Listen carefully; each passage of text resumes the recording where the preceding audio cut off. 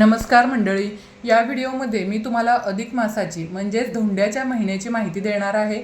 अधिक मास म्हणजे काय, यंदा तो कधीपासून सुरू होणार आहे, त्याचबरोबर अधिक मासात जावयाचा जो मानपान केला जातो तो का केला जातो आणि आपल्याला जर तो करायचा असेल तर वाण म्हणून कोणत्या वस्तू द्याव्यात, त्याचप्रमाणे अशी कोणती वस्तू आहे की ती सोन्याहून मौल्यवान आहे आणि अशी ही वस्तू लेक जावयाला आपल्याला द्यायची आहे, ती वस्तू कोणती आहे, ज्यांना जावई नसेल तर त्यांनी काय करावं आणि धोंडे कशाचे बनवतात, या 3 चुका टाळायच्या आहेत। तर या 3 चुका कोणत्या, या सर्व प्रश्नांची उत्तरं आजच्या या व्हिडिओमध्ये पाहणार आहोत।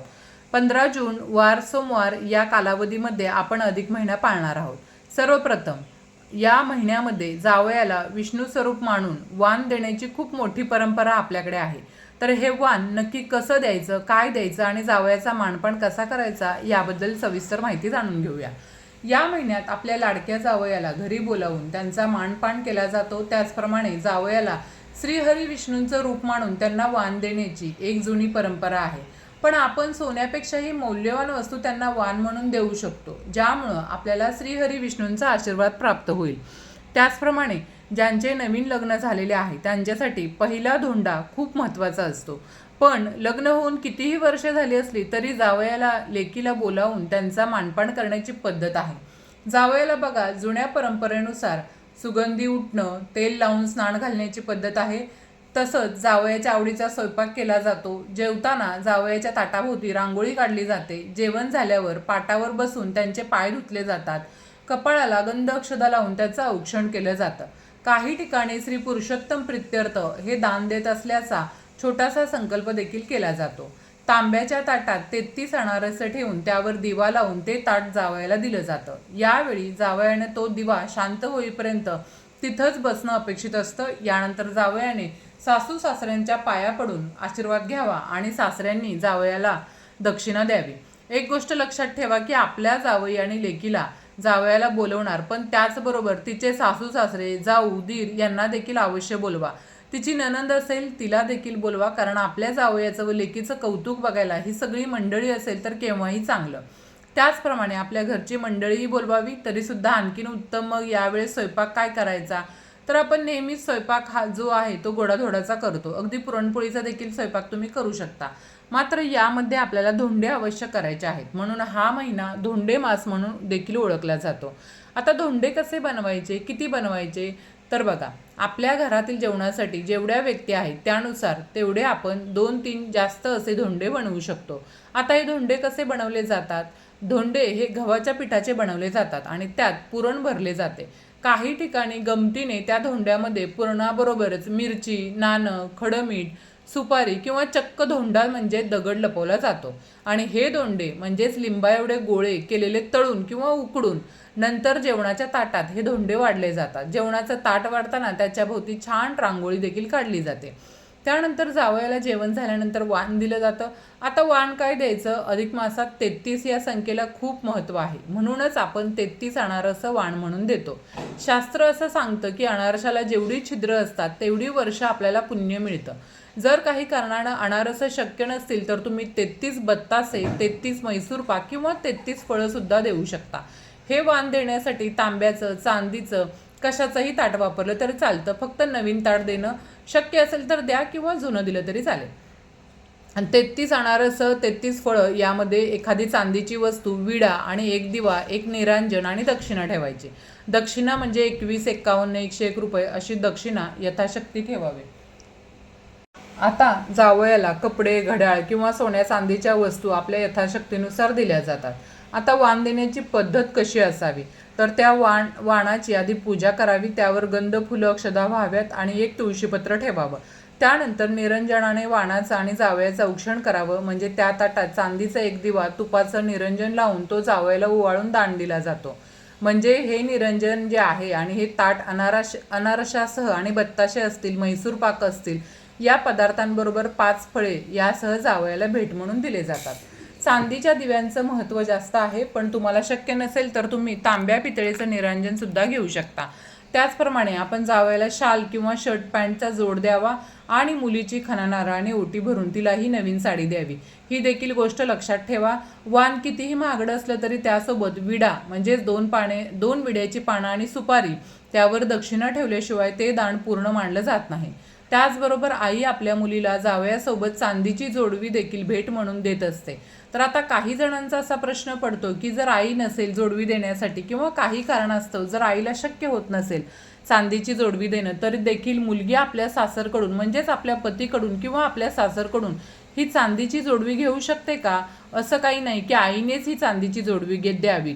आई ही आपल्या मुलीच्या प्रेमापोटी आणि खुशीने आपल्या मुलीला ही चांदीची भेटवस्तू देत असते जावयासोबत। परंतु जरी आईने दिली नाही तरी मुलगी स्वतःही चांदीची जोडवी करू शकते।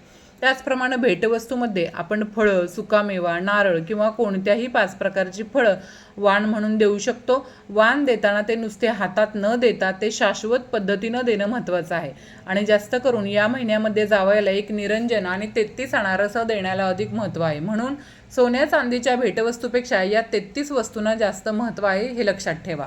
आता बघा, जर का तुम्हाला लेक जावई नसेल मग तुम्ही कोणाला वाण देऊ शकता? तर तुम्ही तुमच्या भाच्याला वाण देऊ शकता किंवा तुमची नणंद किंवा नंदेचे मिस्टर यांना देखील घरी बोलावून तुम्ही अधिक मासामध्ये हे वाण देऊ शकता। हा मानपान तुम्ही पूर्ण महिन्यात कधीही करू शकता। हे वाण अधिक मासातील कोणत्याही दिवशी दिलं तरी चालतं, मात्र शुद्ध एकादशी, द्वादशी, पौर्णिमा हे दिवस विशेष फलदायी मानले जातात। जर जावई प्रत्यक्ष येऊ शकत नसतील तर त्यांच्या नावाने हे वाण मंदिरात किंवा एखाद्या ब्राह्मणाला दान करावं, ज्यामुळे जावयाला आणि आपल्याला दोघांनाही त्याचं पुण्य लाभतं। या महिन्यामध्ये दानधर्माला आणि विशेषतः जावयाच्या पूजनाला फार महत्त्व आहे। जावयाला आपण साक्षात श्री विष्णू मानतो आणि मुलगी म्हणजे माता लक्ष्मी असते। श्रीहरी विष्णूंच्या सेवेसाठी दीपदान देखील केलं जातं। जेव्हा तुमच्या घरी तुमची लेक आणि जावई धोंड्यासाठी येतील तेव्हा संध्याकाळी तुम्हाला पिठाचे दिवे लावायचे आहेत। हे दिवे बनवताना कणकेमध्ये मीठ टाकू नका। 33 दिवे बनवून त्यामध्ये तुपाच्या किंवा तेलाच्या फुलवाती लावाव्यात। हे दिवे देवघरासमोर उत्तर, पूर्व किंवा आग्नेय यापैकी एका दिशेला लावावेत। या दीपदानामुळे भगवान विष्णू तुमच्यावर प्रसन्न होतात आणि तुमच्या धोंड्याचा कार्यक्रम पूर्ण फळ मिळतं। त्याचप्रमाणे बघा, आजकालच्या काळात सोन्या चांदीच्या वस्तू किंवा कपड्यांवर खूप खर्च होतो, पण त्याऐवजी तुम्ही तुमच्या मुलीला आणि जावयाला अत्यंत शुभ अशा वस्तू देऊ शकता। त्यापैकी एक म्हणजे अन्नपूर्णा देवीची मूर्ती।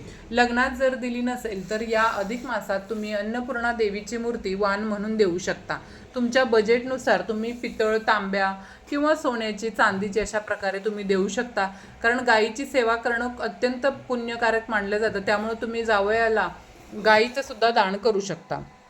जर तुम्हाला शक्य असेल तर जावयाला एखादी छोटी तुळशीची माळ किंवा तुळशीचं रोप भेट द्यावं, कारण भगवान विष्णूंना तुळस अत्यंत प्रिय आहे। तुम्ही जेव्हा हा कार्यक्रम कराल तेव्हा यातील काही गोष्टी पाळल्या तर तुमचा विधी केवळ एक कार्यक्रम न राहता एक भक्ती सोहळा होईल। ते आपण थोडक्यात पुढील नियमांच्या आधारे जाणून घेऊयात। बघा, ज्यावेळी तुम्ही 33 अनारसे देताय ना, ते त्या ताटामध्ये कसेही ठेवण्यापेक्षा त्यांची 9-9च्या गटात किंवा त्रिकोणी स्वरूपात मांडणी करणं अधिक श्रेयस्कर मानलं जातं। बघा, 33 अनारशांसोबत ताटात 5 प्रकारची फळं, केळी, सफरचंद, पेरू, डाळिंब आणि संत्री ठेवणं खूप शुभ मानलं जातं। याला फळवाण असं म्हणतात, पण केळी देणं सर्वात उत्तम। केळीचं झाड हे विष्णूंचं प्रतीक मानलं जातं। 33 केळी देणं देखील खूप फलदायी ठरतं। जेवण झाल्यावर जावयाला तांबूल म्हणजेच विडा देण्याची पद्धत आहे। यात 2 विड्याची पानं, सुपारी, कात आणि वेलची असावी। विडा देताना जावयाला तो उजव्या हाताने द्यावा आणि त्यावर एखादं नाणं ठेवावं किंवा तुम्ही ताटात वानात देखील ठेवू शकता। अनेक ठिकाणी अनारशांसोबतच कणकेचे 33 छोटे दिवे, ज्याला निरंजन म्हणतो आपण, ते बनवले जातात। त्यामध्ये साजूक तूप घालून त्याने जावयाला ओवाळलं जातं आणि नंतर ते दिवे दान केले जातात। याला दीपदान असं म्हणतात, जे अधिक मासातील सर्वात मोठं दान मानलं जातं। सर्व विधी झाल्यावर जावयाच्या पाया पडताना त्यांना म्हणावं की आमच्या कन्येला सुखात ठेवा आणि आपल्या कुटुंबावर विष्णूची कृपा राहू द्या। जावयाचा त्या दिवशीचा आशीर्वाद साक्षात भगवंताचा आशीर्वाद मानला जातो। तसंच विधीच्या शेवटी मनातल्या मनात म्हणावं, हे विष्णुरूपी नारायणा, हा विधी करताना आमच्याकडून काही चूक झाली असल्यास क्षमा करावी। यामुळं विधी पूर्णत्वास जातो। त्याचबरोबर शक्य झाल्यास अधिकच्या महिन्यामध्ये तीर्थस्नान अवश्य करावं। किमान 1 दिवस गंगा स्नान केल्यास सर्व पापांची निवृत्ती होते।